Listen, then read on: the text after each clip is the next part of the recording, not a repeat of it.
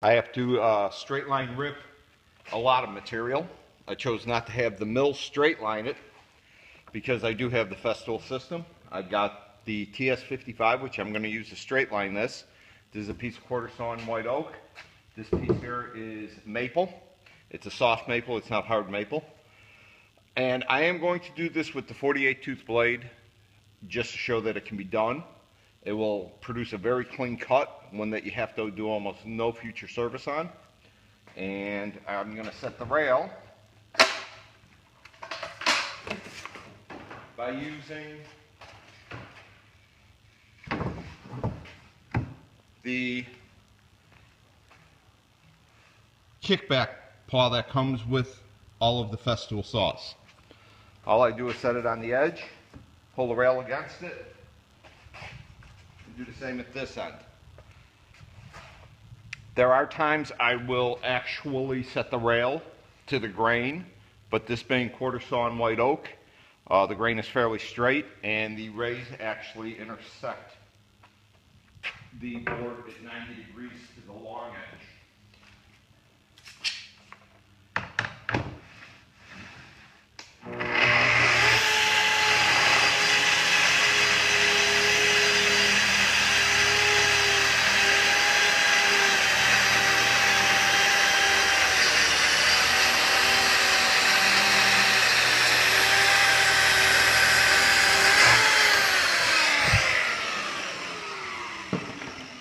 Nice, smooth, easy, clean cut. This is, again, 4/4 quarter sawn white oak.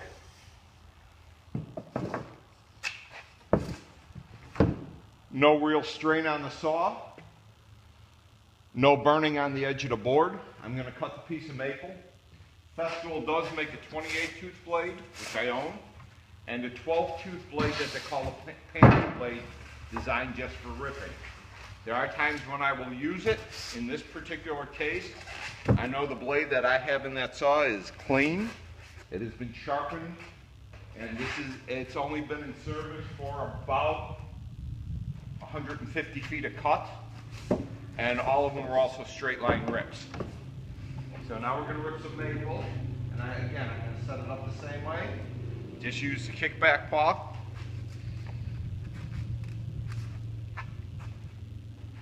Kind of eyeball it, make sure you're going to be cutting everything off. So you can even see on this piece of oak, I'm wide at this end, and as I come along and I get to the center part, you can see how thin it is and flexible. So after you do set it, just kind of eyeball it. You'll know whether or not you get everything.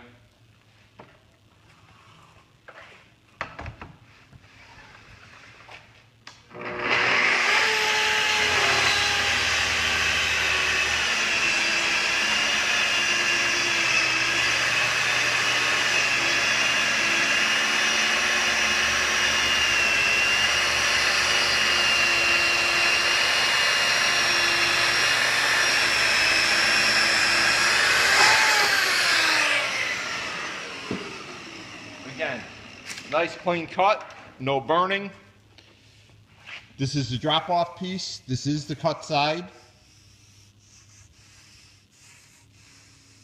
No burns, all in pretty good shape. And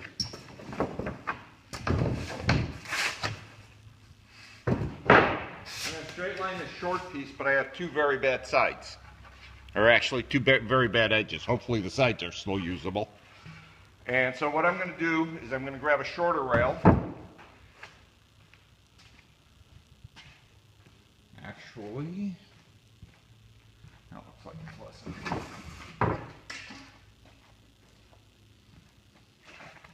And like I said, sometimes you end up eyeballing it. So what I'm going to do, I'm just going to pick this line in the grain right here, which is outside of the cut area. Grab a rail that's long enough.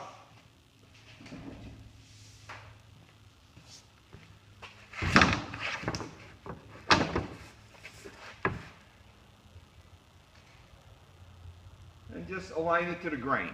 Try and keep the edge as parallel to that grain line as I can, eyeballing it.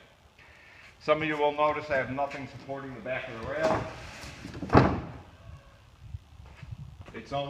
The board is only about 1 inch narrow. I'm not that worried about it.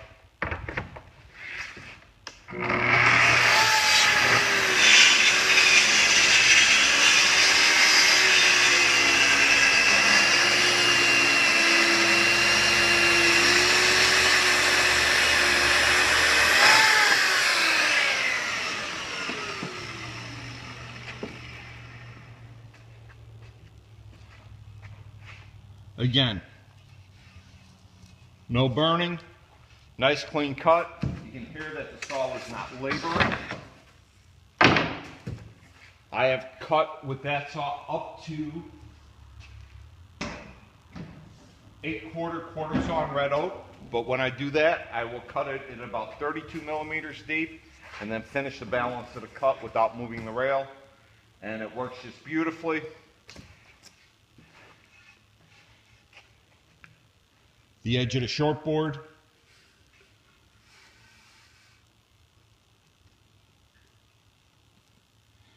And again, Festool does market blades for ripping. You have to make a decision on which blade you need to do the job at the end.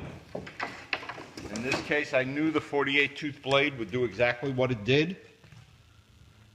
And it prevents me from having to do a lot of cleanup and removing a lot of teeth marks.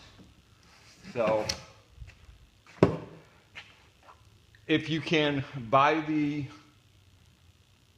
raw material less expensively and straight line rip it yourself, well worth it. I have about, from the looks of the piles, by the time I'm done making those all in the cabinet parts, I will have probably ripped about 2,000 feet. Maybe closer to 2,500 by the time I'm all done. So it really does work for this very well. Thanks for watching.